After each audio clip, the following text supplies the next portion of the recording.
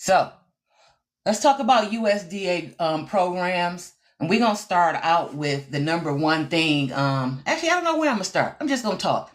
I normally do lives and I'm out working or on the move. I'm barely ever sitting down. But I got a couple of questions from one of my lives about the USDA programs because I received a USDA high tunnel. And with that video, a lot of people had questions on how I got the high tunnel and understanding the USDA system as a whole. So if you want to go to my bio, you can go over to YT. I have a full video over there that talks about how to get a high tunnel from USDA. Here, I'm going to go backwards because not everybody goes over to YT, and try my best to give it to you this way. I think the pre-recorded video allows you to rewind and go back while this is like live right now. So if I miss something, especially with these comments, with these names popping up, I'm not sure I'm going to catch it. So what I'll try to do is stop every now and then and ask for questions, okay? Hey, everybody that's joining me. Francie, Mooney, Nyla. I know I missed a lot more names. I see them popping in. So number one, USDA Farm Track Number or a farm number. Most of the USDA programs require you to have that farm number. Not all of them, but most of them. When it comes to their grants and their loans and stuff, most of them they do. Now, I have never received nor applied for a USDA loan. I always go for the free money first before I try to look for something that I got to pay back. And USDA has so many programs, but you need that farm track number or farm number. Now, it's called a farm track number because there are two different things that make that number up. It's the number that says that you're a farm, and then it's the track number, which is talking about the tract of property that that farm is on. So we all call it farm number. From here on out, I'm just going to call it a farm number because that's what other people call it. In normal, I call it a farm track number because I don't want people to be confused, and I try to use the correct terminology. Now, in order to get a farm number, you have to apply with USDA. And there are a couple things that you need. In my bio, there's a link to my site, and I have a step-by-step PDF that you can go over and download for free, and it just gives you step-by-step.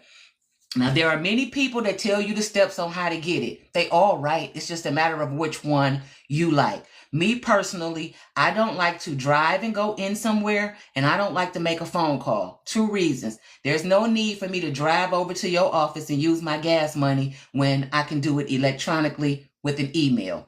I don't want to call you because there's no proof of the conversation other than I said, she said this to me back and forth. So I choose email for everything. That gives me a time and date stamp, and it gives me a record. That way I don't have to worry about calling somebody. They told me something. A month later, I didn't hear anything. I call back and say, well, I talked to you.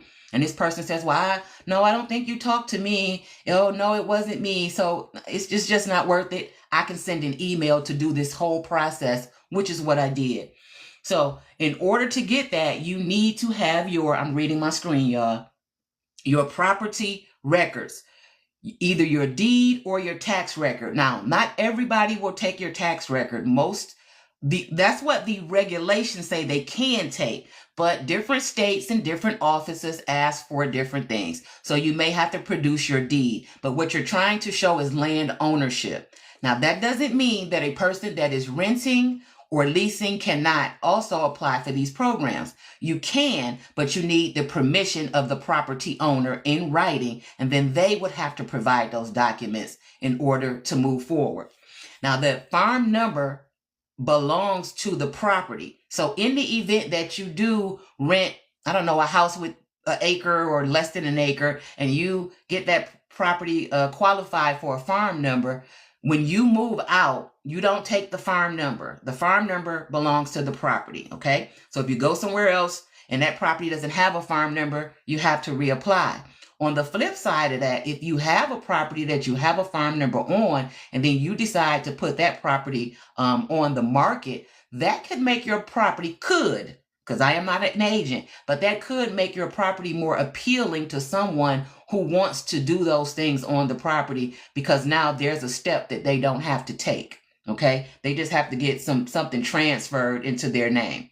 If y'all following me, anybody got any questions so far? Hey, Dr. Dave. Hey, Cassie 6764, Kathleen. Thank y'all for coming. Thank y'all for being here. Thomas, Pat. Hey, y'all. Tap that screen for me. Go up there and hit your little heart meter and collect. Follow me. Do all that good stuff. Now let's get back to it.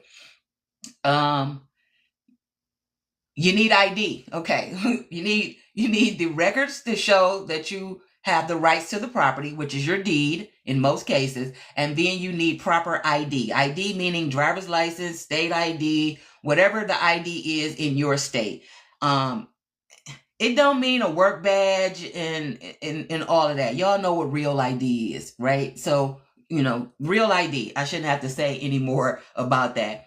Then what you do is you have to contact your local office. Now, my PDF gives you step-by-step instructions to show you how to find where your office is and do all of that. But in my instructions, I am taking the copy of all of those things, placing it into an email and sending it out to that contact person that shows up on the website. And then I'm waiting for them to respond. And they're either going to tell me that they need something else, or they're working on it or processing it. Now, mine did not take long to come back. I've heard people say that they've been waiting months and a year and all kinds of crazy stuff. I'm in Michigan. All I can tell you is I have a very good rep in my area. The process is the same everywhere because it is a government process. It's bad actors as employees. And like with any job, you got some people that do their job. You got some people that don't. That's exactly why you don't call them. That's exactly why you do that email trail. Okay. So you should be able to get that in less than 30 days. I can't promise you, but my plan was to send my information by email. I set my calendar to within 7 days, I would be sending a follow-up. I set an automatic notice on my calendar for a follow-up every 7 days. And what I was planning to do is pull that email and resend it and say second attempt, resend it third attempt, because I had heard the stories of how long people waited. I just didn't wait. Mine was done. I think I might have done it over like some kind of a weekend. So I might have sent it over on a Thursday and there was some holiday. So of course, the Monday, but by the next Monday, I received a response and I received my farm number. Just that simple. Now, so I didn't have to do all of that extra following up, but I was prepared to. Now, once I got my farm, you know what? Let me go back. Because one of the questions that I get asked is, what is the definition of a farm? And it kind of goes back and forth. And I had people say, well, no, that's not what I heard. You have to do this and you have to have 20,000 acres and different stuff like that. Here's what I tell you. Don't believe me. Definitely don't believe the naysayer. All you have to do is go on to that internet and go in that search bar and type the question and then go to the source of the place that you want. So you go right to USDA. You got to read a little bit. You go down and you read the definition. That's it. You don't have to worry about all that extra stuff. But here's what the definition is from USDA. USDA defines a farm as any place that produced and sold or normally would have sold at least $1,000 worth of agricultural products in a year. That's it. Don't make it any harder than it needs to be. It didn't say all that other stuff. Get it out your mind. It says any place that produced and sold or normally would have sold. You're going to go off of the would have. I would have sold $1,000 in agricultural products if ... If I had the assistance of USDA. If ... I was able to get grant money to help me with purchasing seeds. If was a fifth, this is it right here. Okay. Don't make it any harder. Nobody care. Once you get that farm number, that's your first piece. The second piece is this right here. That's it. Now, you may say, in my area, you can get a, what's the thing for your property, TAXs, something for that. That has nothing to do with USDA or federal. That is state. That is a state thing. So now you got to remember your levels of government that you're working with. You got federal, they up here. Then you got your little state. Then you got your little city. Then you got your little township and all of that other stuff, okay? So we talking about up here. We don't care about these other levels right now. That's a whole different conversation. And this level don't really have anything to do with the other level. The only thing that USDA and the state do is that federal funding that comes out from USDA is then trickled down to your state for them to disperse to you. So within that USDA office, that FSA agent is a state level person sometimes, okay? And they're doing different parts of the program. So while one part of USDA is doing one thing, they're branching all of those things out. So again, don't make it any more difficult than you need to be. Any place that produced, sold, or normally would have, that's your key word. I normally would have. I don't care if you got 1/8 of an acre, if you're doing it in your backyard, community garden, none of that. Get all of that out your head and just apply. Just do what the people say. Don't say more than you need to say. Don't assume nothing. If some people will go and call them and ask them. I don't know why you would call them when you can read it for yourself. It's just that simple. Okay, so now we defined what a farm is by USDA government standards, right? Now that we have that definition, that's when we go to that farm number, okay? Anybody got any questions? Let me stop for a minute. Y'all know I'm talking, so I don't know how to do both things to read my own screen and all that. Just stopping by to show love and support. All right, Love Jones, thank you. Hey, Keisha Scott. Hey, Aunt B. All right, y'all. Tap that screen for me. Let me carry on. Thanks for the gifts, Keisha. Okay. Now, where did I leave off at? Farm track number, definition of a farm by USDA standards. I can't beat that in enough, y'all. $1,000 would have any place. Erase all that other stuff that you heard. Now, once you have that farm track number, you really need to go to the you really need to go to their site yourself and look around, because I only know the programs that interested me and that I use, but there are so many programs on there. And depending on your area, there's a whole different set for some areas. Like Michigan, there's nothing, that stands out, but I've read in some areas where they're help you with a pond, help you with all kinds of stuff, with different kinds of water, irrigation and stuff like that. So you really got to go in there and look at it for yourself. But do yourself a favor and just get the doggone farm number. It doesn't hurt. Now, I understand if you say, I don't trust the G people, and I don't want to do it. And I say, okay, no problem. I am not here to twist your arm. I am here to tell you if you want to do it, or if you were wondering how to do it. I'm here to answer that. I'm not here for the other part of it. Some people say you don't want them in your business, and okay. I have been a TAX payer since the age of 16. They already in my business. I want every bit. So if you don't want to use yours, thank you very much. I'll use it for you. No problem at all. It's just that simple. Now, hopefully you don't have to go through the trouble of waiting a long time. But if you do, if you follow this email method, it gives you a chain to go through. Now, things are a little bit different right now because of different administrations and stuff. So I don't know if that's going to affect anything. But there was some talk about the fact that they were going to be getting rid of the farm numbers possibly. And which is why I'm telling y'all to go get one.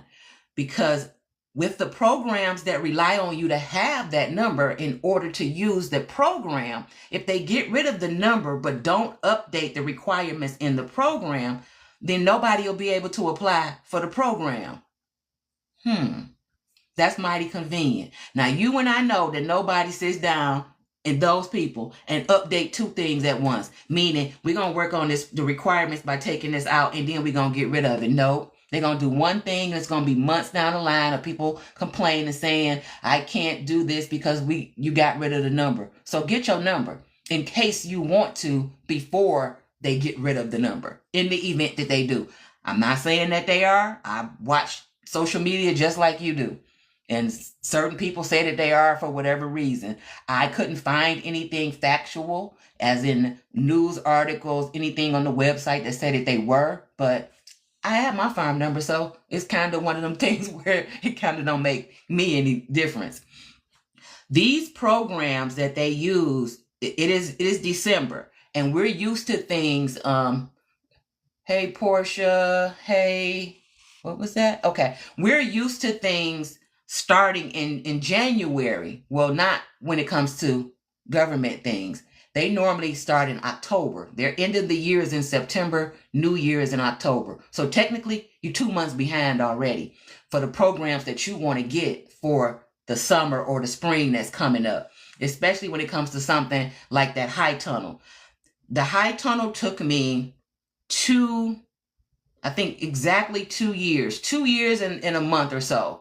Because when you originally start, they have to come out, they have to do kind of like a site visit, they have to see what you're doing, then you do the application. Now, I already had my farm number. It still took 2 years because when they originally came out, it was in May. Well, again, funding started in October. So with them coming out in May, the chances of me getting it before the summer was over in Michigan, June, July, August, was unlikely. So I had to roll all the way around to the next year. In rolling around to that next year, one of the requirements for the high tunnel is that I had to also be growing at my property for at least a year. Now, I'd already been growing at my previous property, but because we moved to a new property, that started everything back over again. So it took me the 2 years to receive mine. So if you don't get on the list now, you could get lucky and get one in 2026, but you're more likely looking at 2027. But if you don't do it now and you wait until the end of 2026, you're looking at 2028 or 2029. So get on the list so that you can be in that space. Even if you're not on the list in time for the high tunnel, there are other programs that they have. They also funded a pollinator garden for me, meaning that I had an area in my yard that I wanted to use as just a pollinator garden. I wanted to attract butterflies and birds and bees and all of that stuff to a particular area in my yard that was unused. Based on the measurements of that, they gave me funding to purchase seeds. Okay. That I got that money. First, let me go back. I purchased my seeds, sent in the receipt for that. They reimbursed me. It was not a lot. It was not a large amount of money. Number one, the area that I chose was small. It was my septic field. We have septic fields in some places here in Michigan, not in Detroit, out here in the rural areas. So I have a septic field, and that field is a hump. It's an engineered field now is what we're getting. So that big hump is sitting in my backyard, and it's just cutting the grass, and it really had no purpose and nothing was going on. So I thought that would be a good place to put a pollinator garden. So after some research to find out exactly which seeds I could plant that would not harm my septic field as a whole, because that septic field is packed in a certain way that it holds waste. And so you can't just plant any plant there, because if their roots run deep, it can mess things up. So I had to do the research, find the proper items, and then I ordered my seeds. Now, I read white papers from colleges and stuff like that to make sure, and especially stuff in my area. So I found the right place, I ordered the seeds, and then planted that whole mound. Now, the pollinator garden isn't instant. It take a minute before it all shows up. As ours started to show up the next season, it wasn't until we were like cutting grass and noticed, oh, what are those little flowers? Oh, the flowers finally coming in. So we had to back up off of it. So there's a whole process to that. But they paid for it, or I paid for it and they paid me back. Now, I was going to buy those seeds anyway, but it was very nice that somebody else paid for those. The other thing is we have forest here on our property, and forest health is a big thing. It's a whole thing. Getting a forest management plan done for you by a certified forest, what is it called? Not just a forester. They have another name, and they actually give a plan for your forest. That means they go through your forest, they inventory your forest, your trees, everything, to tell you what the conditions are, and then they give you recommendations to make your forest more viable. They tell you about which trees to remove, which trees you have. They report on the wildlife that they notice, whether they see it or they know the signs of it, because those people know the signs of it. And I got deers and turkeys and all kinds of stuff that they told me was back there. I've only seen the deers. I haven't seen anything else. So they do this whole plan, and once you have that plan, you can then apply to USDA for funding for your forest. And there's a whole host of things that they are willing to help you with in your forest. And that's the point that I am at now. Now, with that forest management plan, I want to put a note in. A lot of times people will purchase property and it has all of these trees on it. And the first thing in your mind is, I'm going to get all these trees cut down. Trees is money, baby. Trees is money, baby. Don't just cut them trees down and just throw them on anywhere. Well, with a real forester, a timber person, they can come out and do an inventory of your forest and your trees and let you know what the value is in your trees. They can then help you with the process of finding someone to come to your property and harvest those trees and pay you for those. They act as the middleman for you.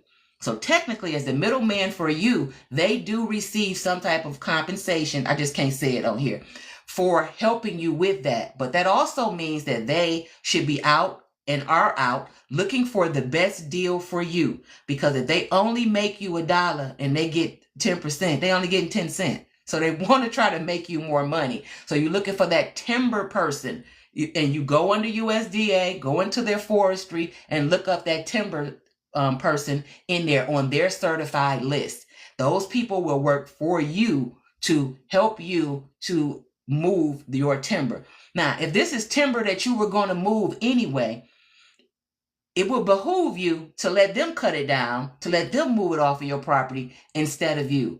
And it's also a good time for you, if you have large property, to put a plan in place to where you say, every 5 years, I am only going to allow this part of my property and this much timber to be harvested. That way they don't run through your whole property and harvest everything. They harvest it from here, this tract 1 year, and then this one and all around. And there are people, they do really good off of that. That's like a every couple year thing that they rely on for taxes and different kind of stuff for their property, right?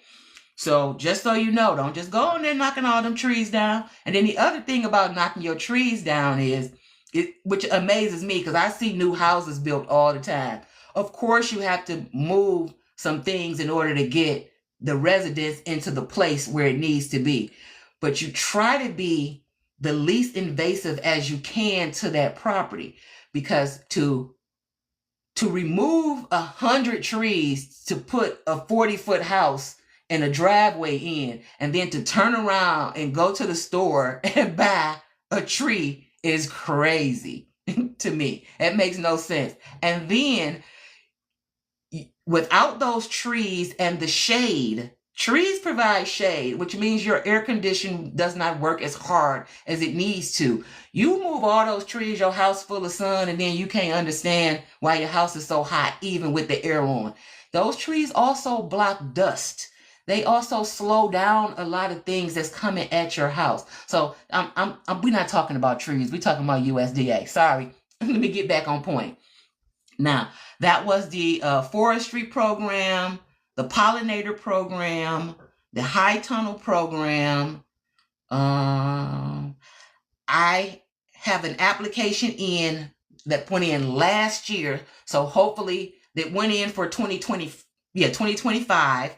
which it went in October of 2024, but it was for 2025.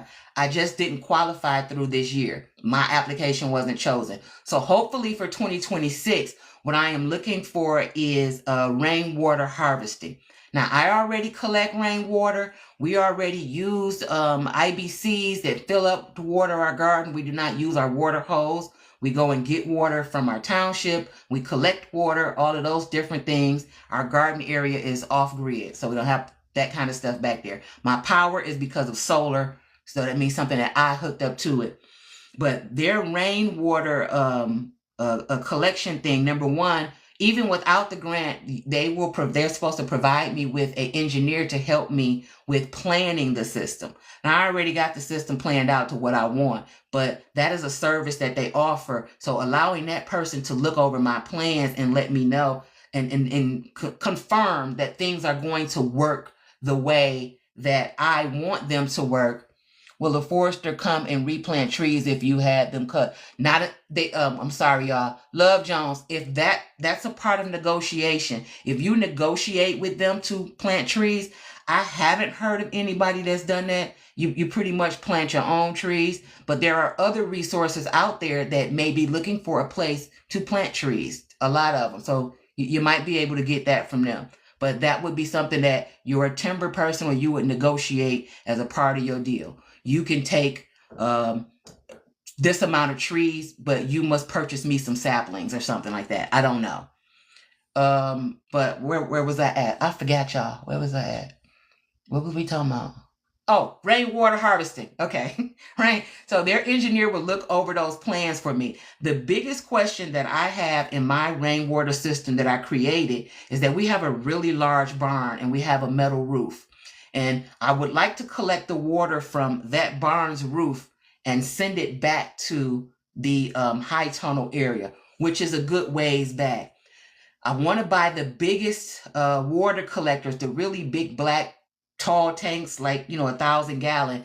And what I'm wondering is, what is the weight of the pad that will need to go on to make sure that it survives on the ground. So that's like one of the questions that I have. They will do all of that for me. I did and add that, said fruit trees, you can cut it down and take it with you. I did and add that. I gotta go back and find out what Poodle's talking about, y'all. Okay, I'm gonna go back Poodle Paradise.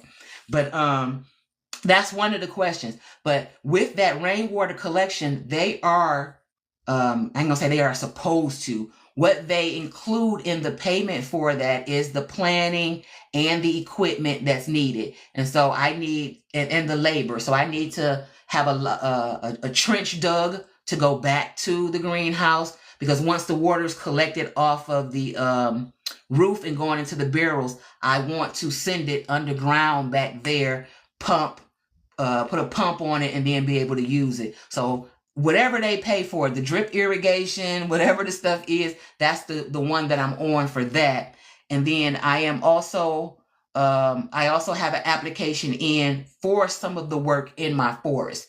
The only thing is, last year, again, I wasn't approved for it. So I'm hoping that in 2026, I will be approved for it. And if I'm not approved for it, it's okay. I just reapply. And then I always look at their site, because they always coming up with something. When I tell y'all there are so many things on their site and different little things that they can pay for, they'll pay for fencing for your pasture, raised animals. And it's too many things for me to name. You're going to have to go on there. You're going to have to look, or you're going to have to ask your person. One or two of the things that I found out from USDA, I didn't even read it in their site. When the rep came out and we were talking, the rep told me about it. Oh, did you ever think about applying for this and this? And I'm like, no, what is it? And once they told me, okay, I want to apply for that. Just that simple. Let me check out these comments. Hey, y'all. Don't forget to collect your little heart meters up there in that thing if you've been tapping the screen. Let me see. Poodle Paradise, I did and add that, said fruit trees. You cut it down and take it with you. I gave them 2/3. Okay. Dang it. I really want to know what you said. Will the forester come and replant trees? Were you answering somebody, Miss Poodles? I did a Craigslist ad that said free trees you come and cut down and take with you. Oh, okay. You did a Craigslist thing. Now I've done that too, because unfortunately the trees that are in my forest, there's a certain size that they want in a certain quantity to make it worth their while for a timber sale to come get it. I don't have that quantity that they would need. Now I got some really, really huge trees, and one or two of them is down. It just so happens to be, if it was a maple, oh, they probably knock themselves out trying to get back there on the property. But it's a tight thing to get back there, and that equipment that they have may not get back there. So like Poodle Paradise, I go on sites and say to anybody, because I see people that's collecting firewood, and I say, yeah, come and cut, you take, that kind of thing. I'm just talking about people who have trees on their property and just knock everything down without first getting some type of idea of what the value is in your timber. Understanding that trees are money. So just letting people just cut down stuff without knowing is different. I knew mine didn't have no real value to it. But if believe me, I don't care if they were to tell me, oh, we're going to take these 20 trees and give you 500. Yep. Come on and get them. So, but otherwise, yes, I do. And I try to find people who, it's a man in my area that has his own little personal little sawmill, and he does slab cuts and he sells them and stuff like that. So I'll say, hey, you can come over and get a couple. Can I get a couple of this slab and this slab so I can make some stuff out of on the property? So it's a little trade-off too. But the most of my wood that's down now, we bought us a wood splitter. So I'm turning stuff into firewood. I'll be taking down all of those small trees that my forester said that are 10 inches and 6 inches like this. And I'll be making my own fence posts and stuff, because I need posts and borders and stuff back there. And instead of me going to the store and buying a post, when I got wood back there that's got to come down anyway, I'm making my own post. That's what it's for. My own firewood. That's what it's for. So even if it's not something that you can sell, you got to be strategic and think about, can I spend the money and buy me a sawmill or rent a mill for the weekend when I have a bunch of trees down and make myself some 2x4s and 4x6s? Or am I going to give away all of my trees and then ride up the street to HD and buy this wood from them? It just depends. So I try to get, it's just like you try to recycle your food. I try to recycle everything on my property. Okay. So we're going to move on from that. Thank you for the gifts. Love Jones.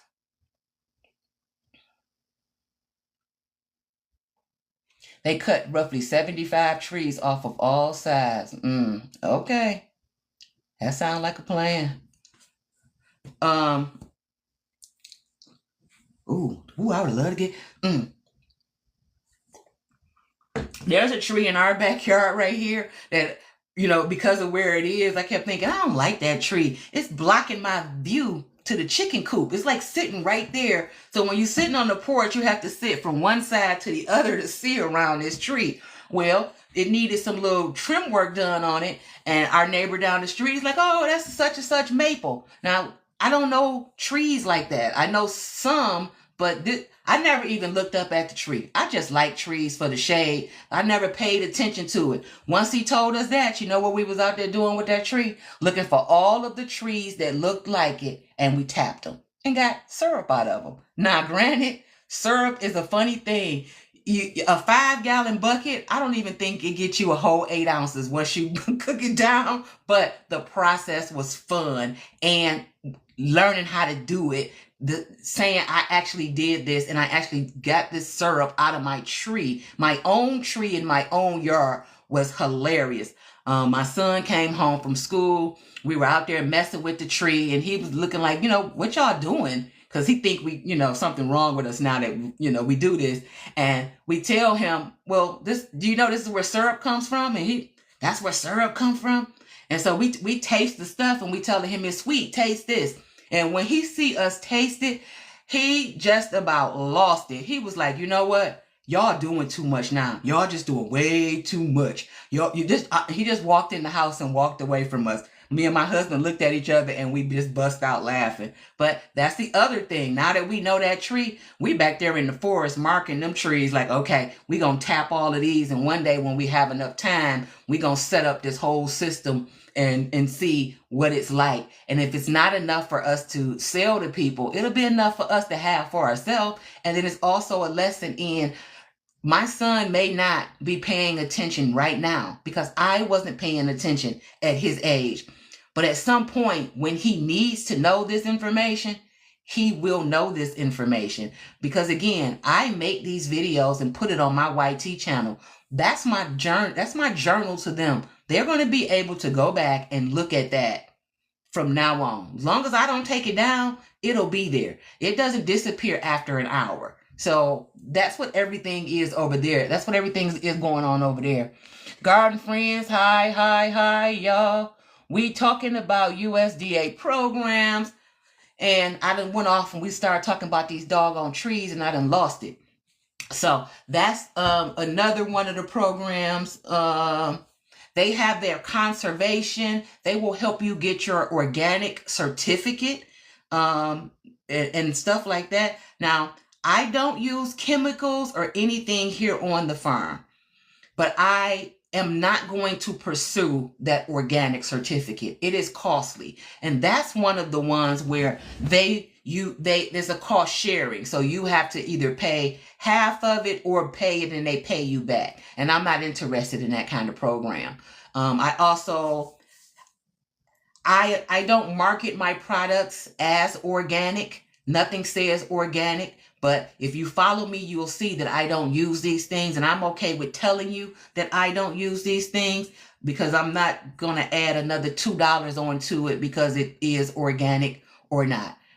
Once you start growing in your yard, there's only so much you can use for yourself, canning, preserving, and putting away. Then you got to give some away. So I just don't, this just not for me. Now, if I had a bigger operation going on here, absolutely, because they will assist you. And not only assist you with just the funding, they give you these technical advisors for everything. There is somebody that will help walk you through all of these pieces. They help you with the planning, help you write plans, all of that different stuff. Right now, I have been working with a part of the FSA agency, and I got an email from them the other day that they'll be out in February probably to do a walkthrough because I want one of those signs at the front of my yard, you know, the white USDA or farm signs that say cropping system, farmstead system, animal system. You've seen them if you drove past certain farms. They have a white sign out there. You have to buy your own sign too, y'all. They give you the designation, but you got to pay for it yourself.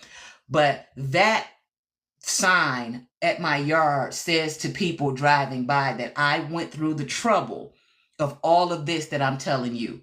And believe me, it's not trouble. I went through the process of all of this, meaning that I took that extra step and I'm letting them come out and see my farming system, my forestry system, and my cropping system.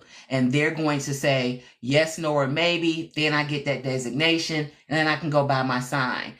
If I don't get the designation, they will tell me what I need to improve on, give me a written plan to help me meet that, because my end goal is to meet that. Because once I can get that sign on my curb, it does a couple things. It stops any outside kerfuffle of someone who may complain about the noise of the chickens or something like that. We a farm. We don't have to worry about what you're talking about. And somebody came out and they saw that we operate in this manner. You know, if that makes sense. I don't have that problem, but you never know what could happen down the line. So they're going to help me with that. And I'm really, I can't wait. I'm going to get it. Number one, just be clear. I'm going to get it, whether if I get it this time or next time, because one thing about when you don't get something, good places will tell you what you need to improve on. And once they give you a list of what you need to improve on, Post a new generated highlight. Okay. Once they give you a list of what you need to improve on, they just created you a checklist. All you got to do is take the checklist and go, oh, okay, I did that. Oh, okay, I did that. And then you're done. You should be able to get what you need out of it. So I'm hoping to get that sign at the front of the property. That will be a real accomplishment. So that's now going on 3 years of kind of working towards that. And when I say something takes, years, it's not that you're sitting there just waiting. You turn in an application for something like for this. You turn in an application. Let's say somebody finally comes out to you in March. They do your application. You hear back from them that, okay, we've done this, this, and this, and it's August. You respond to them and say, okay, what do I need to do next? Remember, new funding come in October. So now you're ready for the next year. But then during that time, different stuff goes on. So it's not just a bam, bam, bam, which is why you got to get in on these USDA programs, because they're a slow walk. Okay. Anytime that you can get free money from something and you can get it in 24 hours or the next day, something ain't right with that. It's got to be some paperwork, okay? And they do have a lot of paperwork, but who wouldn't if you got to go through those kind of steps? And at the same time, things that have a lot of paperwork and a lot of forms, those are put together on purpose to eliminate some people out of applying. So you got to sit there and do that doggone paperwork. It's just taking you a little bit of time while you're watching TV. Fill out this and that. Don't make it a hard thing. Make it work for you. And that's what I do. That's why I love the programs that they have, because there are some programs that I simply don't qualify for or aren't in my area. But I can still send an email over to those technical advisors and ask questions. How do I do this? This is not in my area, but I'm really interested in understanding how this works. Oh, no problem. Here's a PDF and a couple of documents. Take a look at this. If you have any questions, don't forget to reach out. That's it. It's just being able to get good information, factual information, not just made up information, if that makes any sense. I like factual stuff that I can read for myself. I can ask you a question and you can tell me, but I'm going to go and look it up. Especially if you try to tell me something that, I wouldn't do this. Like I had a person say, I would never get a high tunnel because in the event that there's an emergency, they can come and take your food. Huh? Who? What are you talking about? Let me tell you something. USDA paid over $17,000 for my high tunnel. I don't care what I do in that high tunnel. I am not going to grow that amount of money worth of food at a point in time to where if somebody came to get something out of it, you're not getting that. And even if you did, okay, if there's an emergency, I would already be helping. It would already be gone. My neighbors would already have it. The schools would already have it. The daycare would already have it. It wouldn't be anything there for you to come and get. But if you choose to come and get it, okay, you pay for it. Pay for another one. Because that's a good thing. Just because you get one high tunnel does not mean you're done. You can get another one. You have to go back through that process and pieces of it again. But guess what? They come out, they do an inspection of what you already have. If you're doing what you're supposed to when they do those visits, when it comes time to put in that next application, it helps with the ranking of your application because they already know. So in the event that when funding time comes out and they have all of these people on the list, but when they go to see this person or that person, they don't qualify yet. So they're like, oh, we still have this pot of money that we have to use. Let me go and dig back, into our list of people and wait a minute, y'all, I'm sorry. I just saw something pop up. I think it was a notice. What'll happen is they'll say, let me dig back into this list of people, and Garden Friends, she's had one for 2 years. She asked for another one. Let's pull her name out of the group and let's get her back in the application process. Or she can just apply for one. Hey, Garden Friends. So that is what you want to do, and that's where you want to be at. Now, if y'all got any questions, I'm going to stop talking for a second and I'm going to pull up on the website to see if I can get kind of a list of these programs so that I can read them off to you. So you can drop a question or two right now. SDA Equip.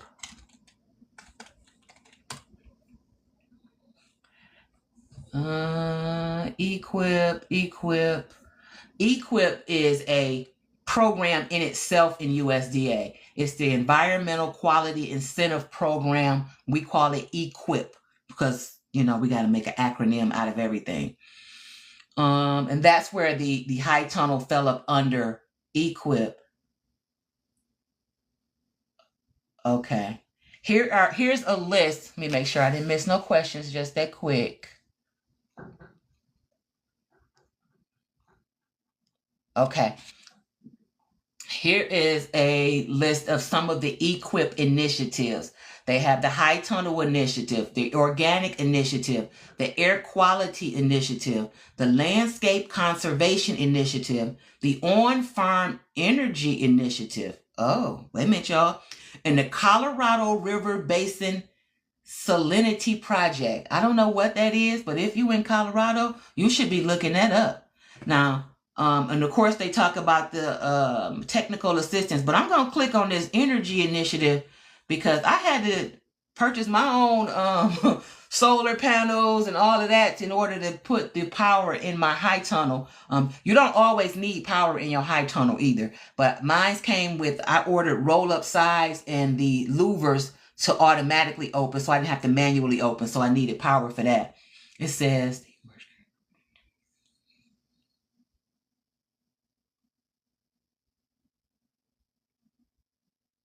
oh, okay. Look, y'all, I'm gonna have to do some real reading because I'll probably be applying for this. The energy, what is this called? On-Farm Energy Initiative its financial assistance is available to inventory and analyze farm systems that use energy and identify opportunities to improve efficiency through the development of an agricultural energy management plan. The AGEMP or energy audit is completed by NRCS certified technical service providers, TSPs. The technical service providers are the TSPs that come out and do everything for you, and provides itemized energy use by individual system to establish a baseline for electricity and other fuel improvements, recommendation for equipment improvements and upgrades, potential energy reduction and financial savings for each recommendation, cost estimate of potential improvements, and length of expected payback for energy efficient upgrades. Okay. And it says examples of items eligible for the energy efficiency improvement include, okay, that's what we want to know.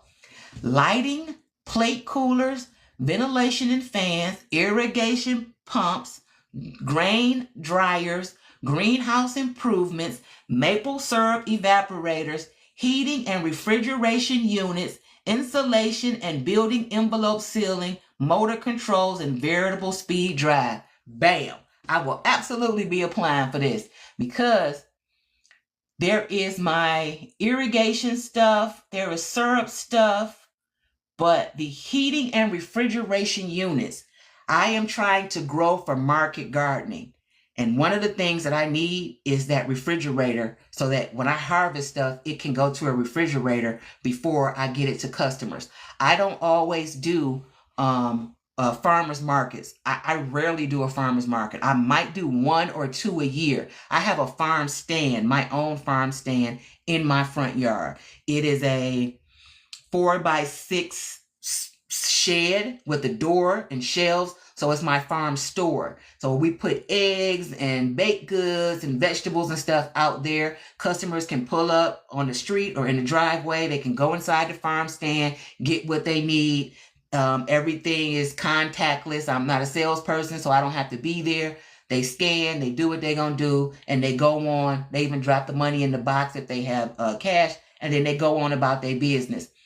But my produce, like the lettuce and stuff like that, I can't always put in the farm stand because it will wilt. So I have to then go get a refrigerator or a cooler. So this right here could really help with that, because I have an area that I really wanted to make a larger farm area. My neighbor a mile away, I go to their farm stand and their house is pushed all the way back, but the entire, you pull up in their driveway and like this whole section of the side fronts of their side fronts of their house, I'm gonna say it's probably about 50 feet or so. So when you pull in their driveway over to the right, that entire area, they have produce tables, they have racks, and they got a couple of those coolers right there. So they have produce on the table, they have produce in those coolers that when you go in the party store and they have the pops and stuff like that in them, they have those coolers right there for you to get produce out of that. I love that setup, and I have room for a smaller version of that. So I really would like that. So look, let me mark this page. Oh, don't worry, I'm not gonna forget. But this will be something that I absolutely apply for. And that is just under natural resource conservation and under EQIP. If I look at any of their other programs, because this is only one program, they have plenty of programs that you can go through. And again, just like I saw that, all I'm going to do is go through here, which I'm going to do today, is go back and click through each one of these to see what they are. What is let's see what this Colorado River Basin salinity thing is. Hold on a second. Let me see. I got any comments. Share the live. Thank you for sharing the live. Melanin sister, back up. Thank you. Y'all share this live. Put your finger on my nose. It'll pop up your screen, and then you can pick people and just share it out to them. So this Colorado River Basin thing. Oh, and they have something Colorado, Utah, and Wyoming, y'all. But let's see, what is it?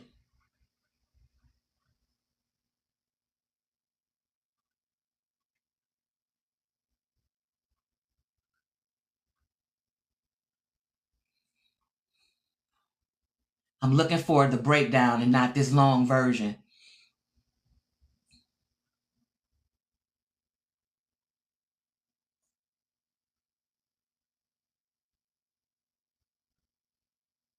Ah, okay. So here we go. The Colorado River Basin Salinity Control Act, established in 1974, provided the authorization for enhanced and protecting numerous salinity control projects in Colorado, Wyoming, Utah, and Nevada. So it's about water. The control results from implementation of measures on private agricultural land. The Bureau of Reclamation Basin States Program and NRCS Environmental EQIP provide cost share assistance to landowners who install salinity control measures. So they will help with that. My question is right here. I don't know. Let's copy. I don't know what the word salinity means. So let's go find the definition of that word.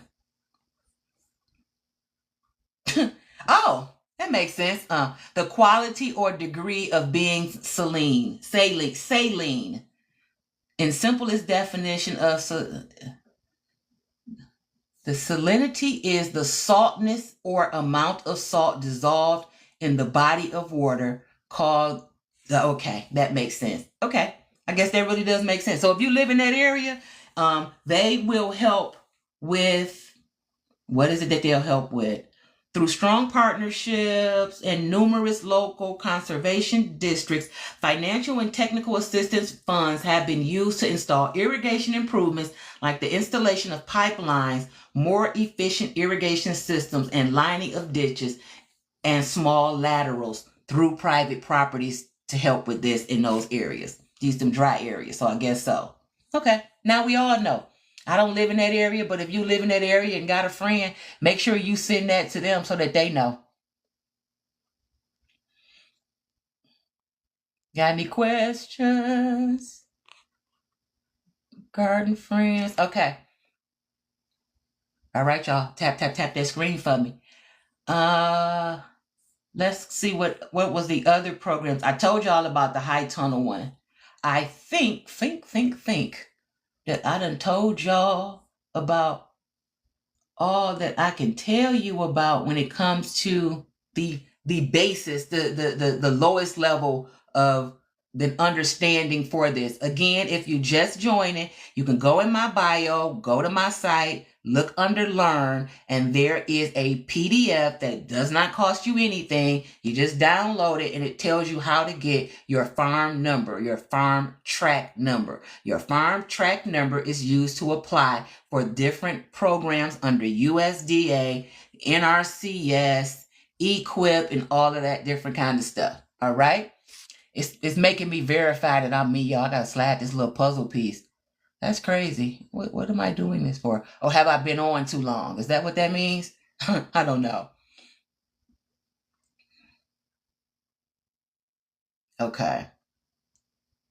So, I forgot where I stopped at. I told you what the farm track number is. I told you how to get the farm track number. I told you where the instructions are for the farm track number. I told you about some of the programs that you can use with USDA and having that farm track number. I'm also letting you know that you don't have to have, hey Jones, you don't have to have a farm track number for every program, but most of them you do. I'm also letting you know the benefits of it, the funding. I personally have received the high tunnel. I received the forest management plan. I received pollinator garden funding. I received, what else did I say? I can't remember. And I am waiting on 3 more programs. And we all just read together about this energy program. I'm about to get right in here and send an email and get to ask, and I'll be applying for those programs. And again, I understand you say I don't trust the government. I don't want to do this and this and this. I worked for the government for 23 years. They got all my information. I've been working all my life. I fill out that little form every year. They got all my information. I'm right here on this social media, right with you. They got all of our information. Understand that, okay? But if you don't want to use your funds, I will use them for you. Thank you, thank you, thank you. But I need some of y'all to use these funds and get into the habit of applying for these things. This funding is out there to help us and to help us grow.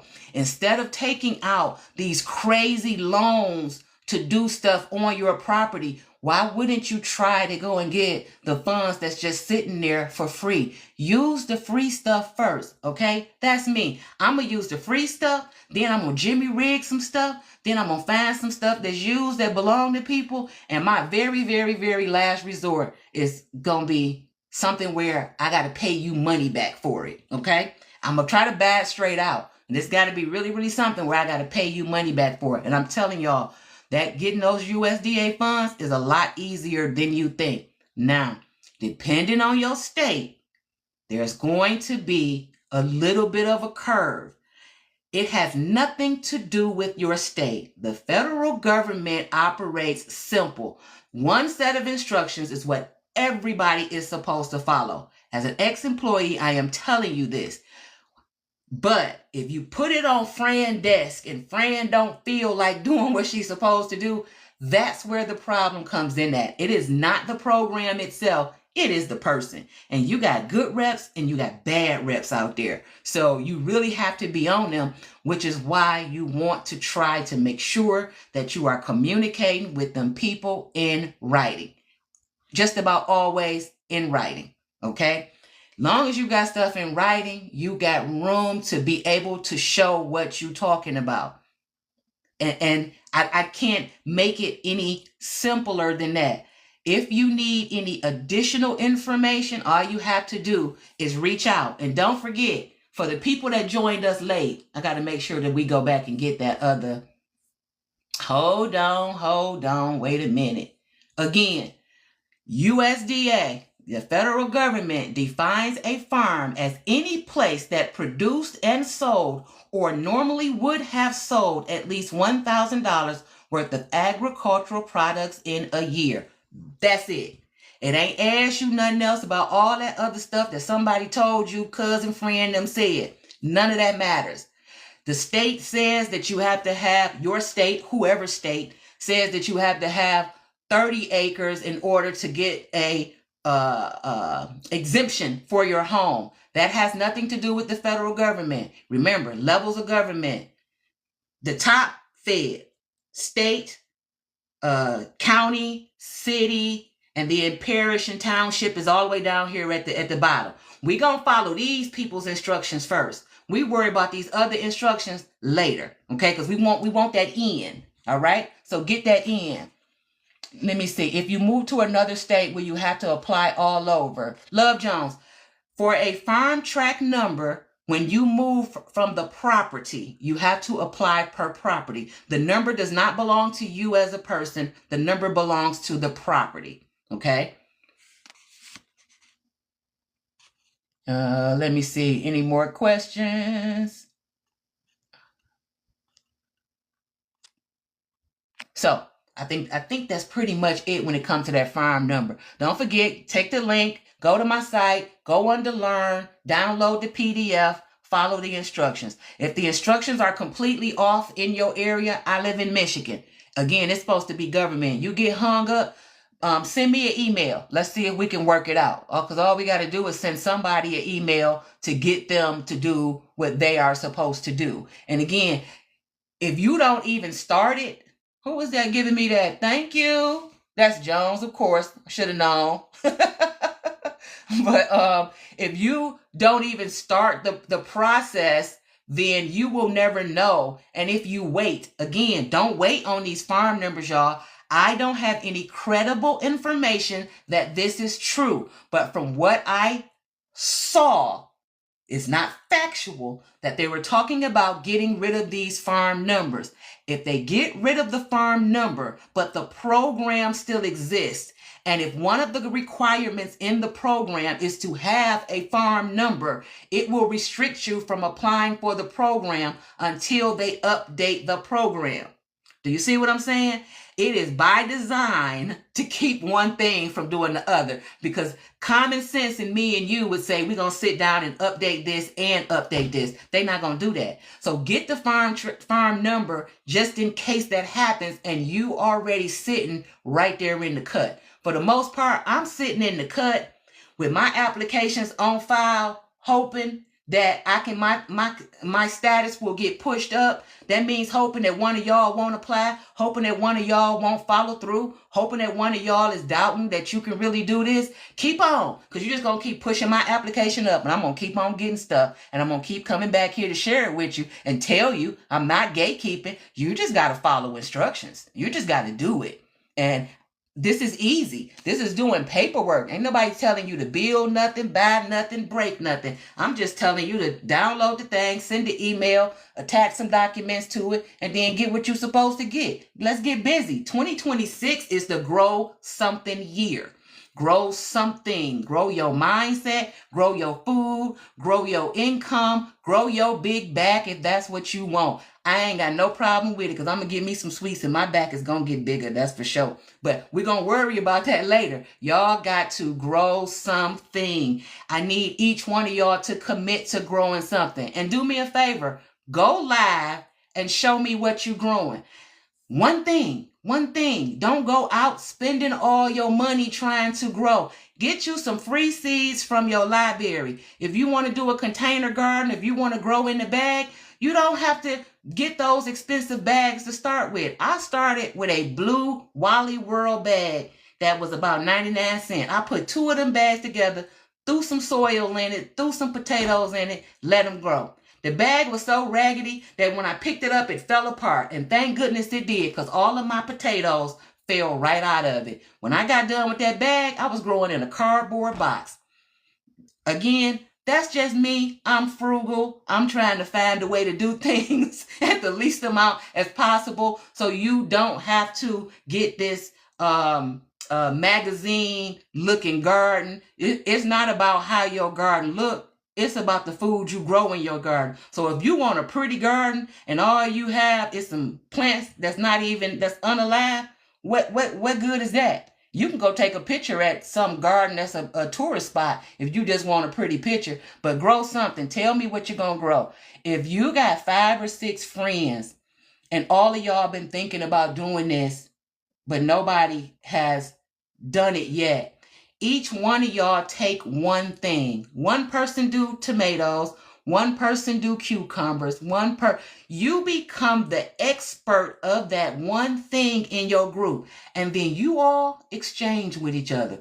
Here's what I'm gonna tell you. I don't care what you do. Once you start growing, 5 people is not enough to share with them. You're gonna have to give stuff away. You're gonna have to find places that stuff will grow.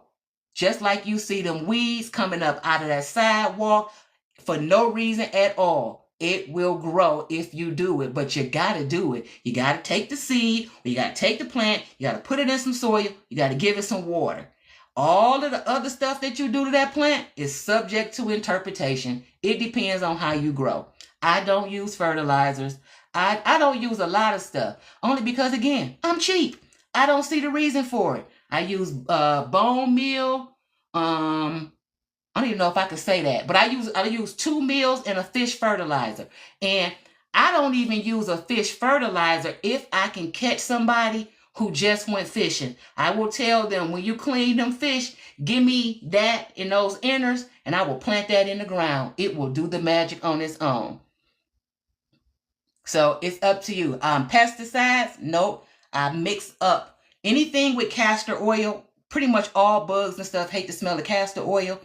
I don't think I can smell castor oil though. I don't think I can. I haven't, but I mix all kinds of stuff in that. I stick a lot of cinnamon, a lot of clove, a lot of orange peels, all of that different kind of stuff, zest. I spray my yard, I spray my glamping area, all of that to keep mice and stuff away. I use it on the bugs. Sometimes it works, sometimes it doesn't. When it don't work, I go and try something else. I'm looking for something that I don't have to buy repeatedly. Now, I will buy stuff. I'm just really picky over what I buy. And I'm also kind of funny in that if I buy it and I tell you about it, I feel like I'm doing a commercial. So if I'm doing you a commercial, I feel like you need to pay me for doing it. That's just me. I'm just funny like that. So I don't want to show you my soil bag, because soil bags is everywhere. You can go to any store and buy such and such a soil. But for me to be toting the bag and showing it to you, I need to be getting something off of that, because you never know. I watch y'all all the time, and when you say you use this or this, I go look it up, because I know a real person used it, and it wasn't just somebody that was just doing a commercial. I like live people commercials. Let me see what else y'all talking about in here. All right, y'all, I think I done went on a rant. I done challenged y'all to grow. I just need y'all to do that for me. Thank you so much for the gifts, Jones. Thanks, Cindy Love.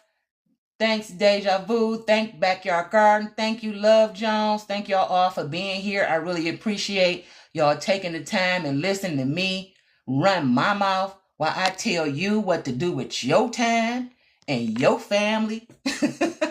But I'm not telling you, I wouldn't steer you wrong. I try my best not to. So I hope you enjoyed our time together. See you next time. What y'all want to talk about next time? This was USDA stuff. Let's see. Let's talk about, I'm gonna try to figure out a subject now that I can come on here about. I can talk about a lot of stuff, y'all. I have lived my life. I spent, I think it was like 12 years as a carpenter for the government. Then I became an admin person. I changed jobs every time something else popped up and I got interested. Or anytime I wanted to learn something, that was my point of carpentry. Let me tell y'all the story. I got a house. My first house in the city of Detroit was $1. But you had to fix the house up, bring it up to code, and you had like 3 years and they would give you your deed. That started my do-it-yourself journey. I used to watch these little shows. Now remember the shows back then, we talking my daughter is 33. So we talking 30 years ago. The shows that are on now that you can watch were not on back then. It was only a couple things you can watch. So it was books. I took a couple of classes. I learned electrical wiring. I learned a lot of different stuff at the community colleges. And then I started working on my house, and my uncles and them would come over, and different people would come and show me stuff, and I liked it. So I went and I found me an actual job doing it. The funny thing is, in those fields, now there are more, but there aren't many women. So being 2 women in a department with 100 men, that was the best. When I tell you, they gonna show you everything. They gonna help you. Now, they ain't gonna do your work for you. If they gotta do your work, they done with you. But they will show you, take you on these jobs, make sure you up to snuff on everything. I learned so much from just working with them over the years. But just as all of them started getting shoulder, hip, and knee surgeries, I was like, I got to go. I ain't finna be getting those surgeries. I think I done lifted enough drywall. I've done enough. I'm done with that. But those years was my free time to learn how to do everything that I'm doing now. I got to use the best tools. I get to practice. I practice with the best tools, the best products of everything. Because one thing I'm going to tell you, government don't play about putting stuff together. They purchase good stuff. So we got to really get in there and do that work. So look for stuff like that. I don't even know how we got there, y'all. Again, I'm about to go. Thank y'all so much. See y'all later. Everybody be safe and enjoy. I'm officially Fran. Bye-bye for now.